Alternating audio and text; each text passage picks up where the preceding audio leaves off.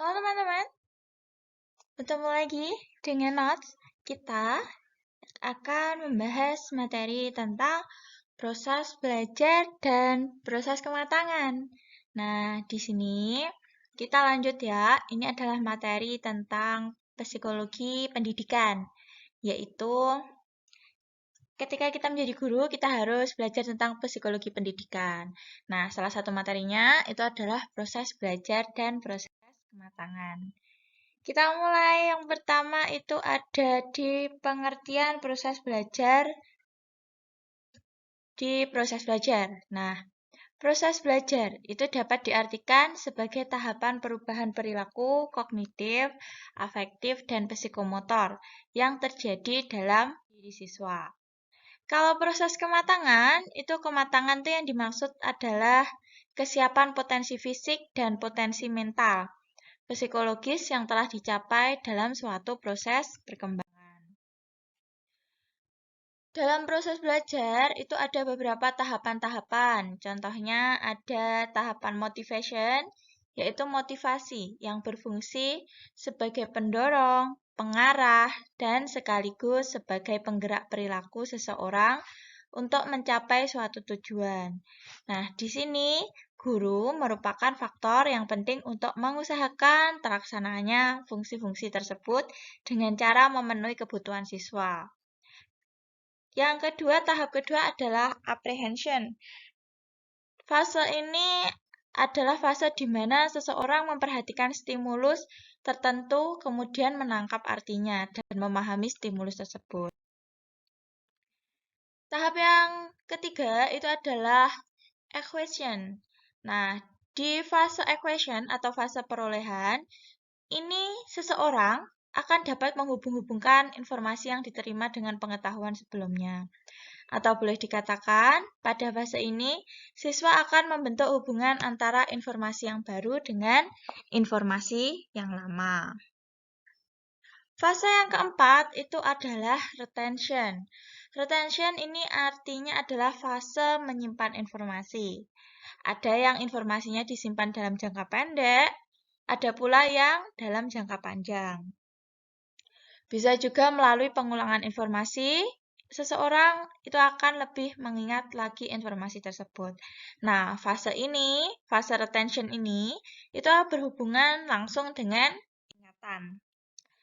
Ada fase namanya recall and retrieval. Fase ini disebut juga fase pemanggilan. Maksudnya, informasi dalam memori yang dulunya hilang, sehingga bagian penting dari belajar adalah untuk memperoleh hubungan dari apa yang telah kita pelajari untuk mengingat kembali informasi yang telah dipelajari sebelumnya. Tadinya hilang, terus karena kita belajar lagi, jadi kita ada hubungan dengan apa yang kita pelajari dulu, yang sudah kita lupakan, terus kita seperti teringat kembali. Nah, inilah yang dimaksud dengan fase recall and retrieval. Lalu ada fase generalization. Nah, fase generalization ini adalah fase transfer informasi. Jadi untuk meningkatkan daya ingat. Jadi siswa itu akan mengaplikasikan materi pelajaran, materi sesuatu, itu untuk mereka memperoleh ilmu baru. Nah, jadi ada materi pelajaran tertentu, misalkan IPA, lalu diaplikasikan dengan materi yang baru, dengan informasi yang baru. Apakah ini bisa menciptakan sebuah informasi yang baru? Itu namanya adalah generalization. Fase selanjutnya ada fase performance. Fase performance atau fase penampilan itu adalah suatu tahapan pada diri siswa untuk memperlihatkan kemampuan mereka. Setelah mereka tahu pelajarannya seperti demonstrasi. Jadi mereka menampilkan apa yang sudah mereka ketahui. Inilah yang dinamakan fase performance. Yang terakhir adalah fase feedback. Fase feedback, umpan balik dari guru untuk siswa. Nah, perwujudannya di sini itu kan siswa sudah mengerti atau belum tentang materi yang sudah dipelajari. Maka guru memberikan feedback. Pertanyaan, atau mungkin seperti post test. Nah, itu adalah bentuk dari feedback. Nanti di feedback ini mereka akan dapat reward atau punishment. Reward itu jika mereka berhasil menguasai materi itu, mereka paham. Kalau punishment itu jika mereka melakukan sesuatu yang kurang tepat. Nah, teman-teman, di sini untuk menurut Arno F. Wittig pada tahun 1981, itu dalam bukunya Psychology of Learning, setiap proses belajar yang berlangsung dalam 3 tahapan. Nah, proses belajar kalau menurut Wittig, ini terdapat 3 tahapan. Bukan banyak tadi, tapi hanya 3. Apa saja?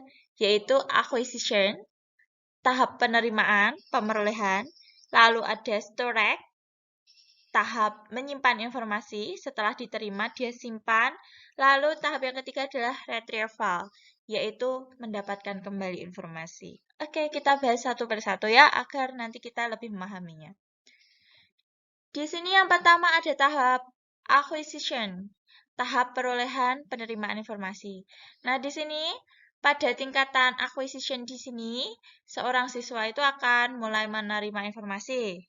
Itu sebagai bentuk stimulus dan melakukan respon. Jadi setelah melakukan stimulus, mereka melakukan respon, timbal balik respon itu.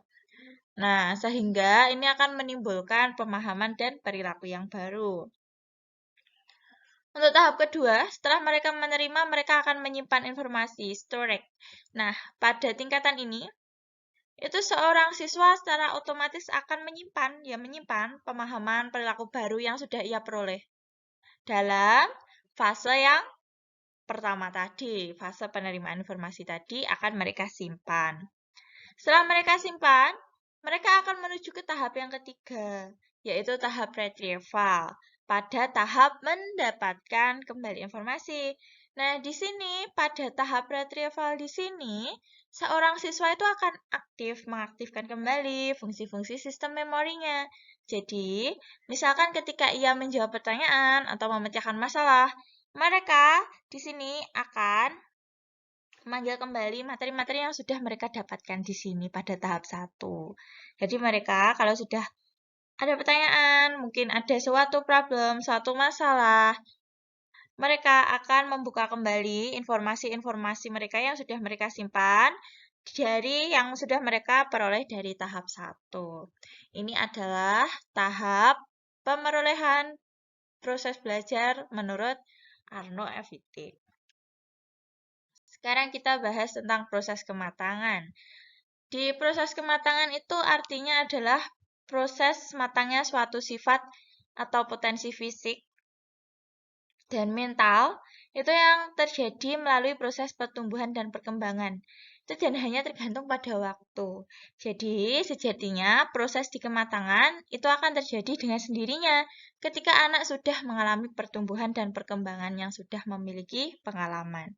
Ya, proses kematangan ini tidak bisa didadak atau tidak bisa secara cepat karena ini berkaitan dengan waktu. Karena mereka akan berjalan beriringan dengan pertumbuhan maupun perkembangan. Itu yang secara alami. Juga harus punya pengalaman. Nah, sama seperti proses belajar tadi yang ada beberapa tahapan, di sini proses kematangan juga seperti itu. Bagaimana terjadi proses kematangan? Tahapannya seperti apa? Nah, kita bahas sekarang. Tahapannya itu ada jelas harus ada pertumbuhan dan perkembangan. Nah, pertumbuhan dan perkembangan pada diri anak, masih ingat kan tahap-tahap pertumbuhan dan perkembangan anak dari usia 0 sampai 5 tahun. Terus itu masa toddler, lalu ada masa anak-anak, masa remaja, masa dewasa muda, dewasa tengah, dan dewasa akhir. Ini anak-anak di sini pertumbuhan untuk perkembangannya itu menurut kematangan dia secara fisik maupun secara psikologis ini juga akan berpengaruh pada proses kematangan. Yang kedua, di sini ada proses terbentuknya readiness atau kemampuan. Nah, untuk memperoleh ini tentang kemampuan di sini, mereka harus belajar sesuatu. Jadi mereka menerima informasi baru, mereka mempelajari hal yang baru, maka akan terbentuklah sebuah kemampuan. Setelah terbentuk kemampuan, mereka juga perlu mengalami pertumbuhan material jasmaniah. Nah, untuk pertumbuhan material jasmaniah itu contohnya seperti tinggi badan, berat badan, kecepatan pertumbuhan. Nah, di setiap percepatan pertumbuhan, setiap individu itu berbeda. Jadi, tidak bisa disamaratakan. Lalu, mulai terbentuknya emosional. Jadi, emosi. EQ, EQ. Kalau adanya ada IQ, ada EQ. EQ berarti tentang kecerdasan emosi. Apa emosi-emosi yang bisa keluar dari dalam diri dia, itu sewaktu-waktu, itu yang muncul, itu apa yang sedang mereka alami atau rasakan. Lalu mulai terbentuknya intelektual. Nah, di intelektual, kematangan intelektual ini, orang yang mampu menghadapi segala persoalan dengan mempergunakan nalar logika. Nalar sama logika. Jadi melakukan pertimbangan-pertimbangan yang logis berdasarkan ilmu pengetahuan yang mereka dapatkan. Jadi kalau ada persoalan baru, kalau ada masalah, sebuah masalah, mereka bisa menyelesaikannya dengan logis, dengan nalar mereka. Selanjutnya ada mulai terbentuknya spiritual. Kalau spiritual di sini berarti tergantung agamanya masing-masing, kepercayaan mereka masing-masing. Lalu, nah, kepercayaan mereka masing-masing. Berarti hubungannya di sini untuk spiritual dia dengan Tuhannya. Nah, oke, teman-teman.